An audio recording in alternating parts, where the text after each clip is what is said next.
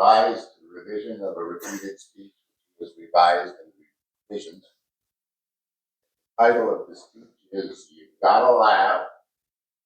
Please welcome Andrew Cretella. Thank you, sir.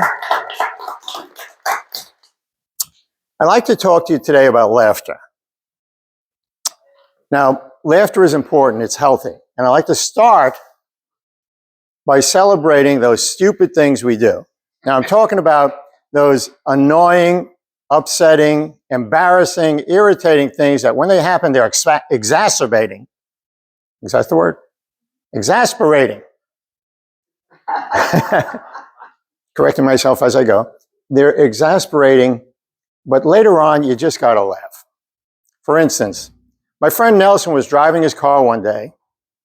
He's driving along and he sees the light turn yellow. So he steps on the gas. He speeds up, then he looks in his rearview mirror and sees a cop car behind him. He hits the brakes. He stops in the middle of the intersection, under the light.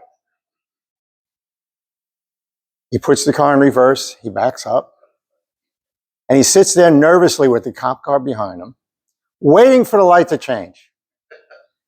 When it turns green, he steps on the gas, and the car lurched backward. He forgot he left the car in reverse. Now, he didn't hit the cop car. He just put the car in gas, in gear, and drove away. Now, when he told me this, I said, "How did you not get a ticket?" He said, "Well, as I drove away, I looked in the rearview mirror. The cops were laughing so hard they were falling over."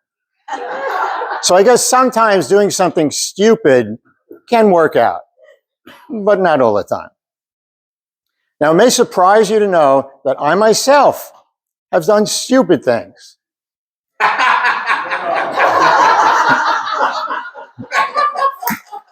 It may not surprise you to know that I've done some extremely stupid things.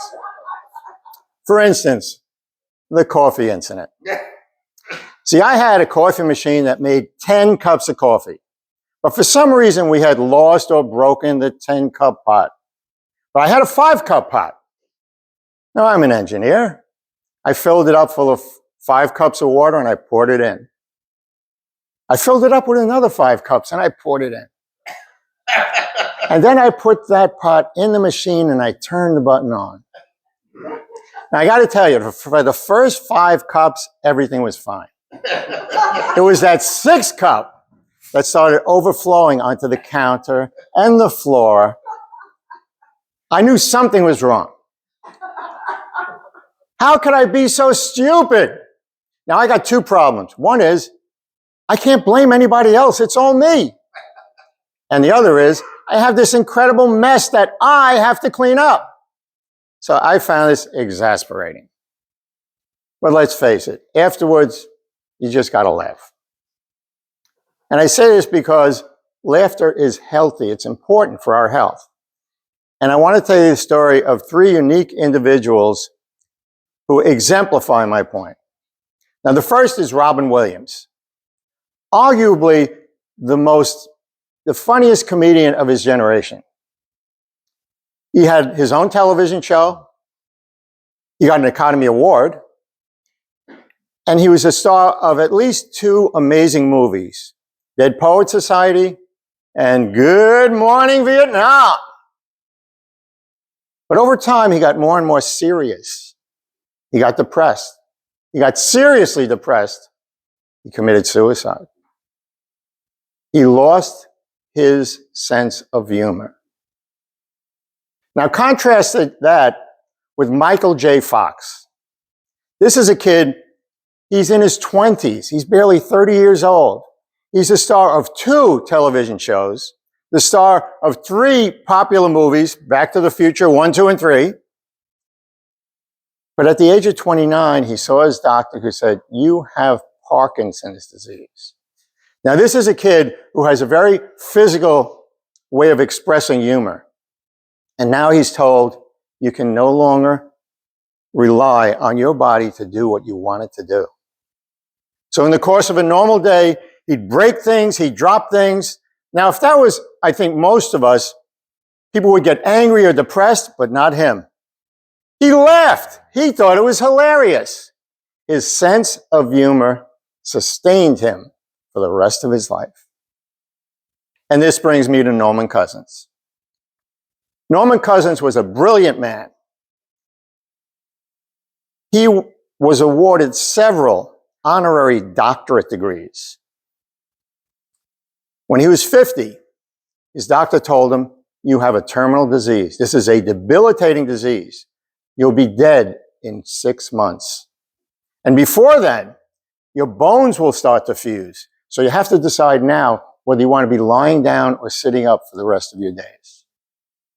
Norman Cousins said, "No thanks, I'll be standing." The doctor said, "You don't understand. You're dying."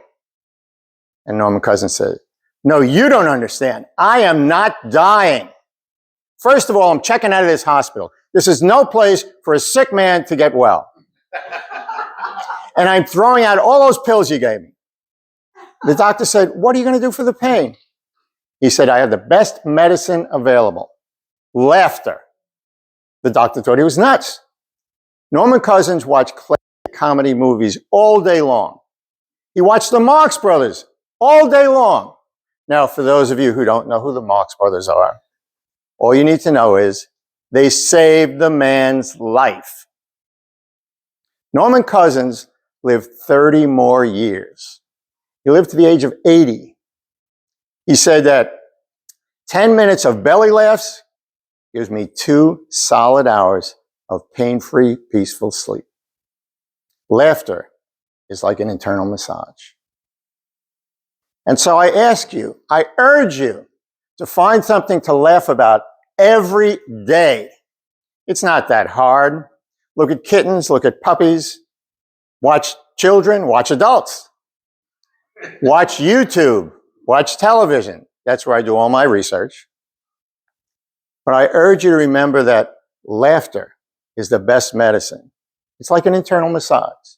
So find something to laugh about every day, because laughter is the best medicine.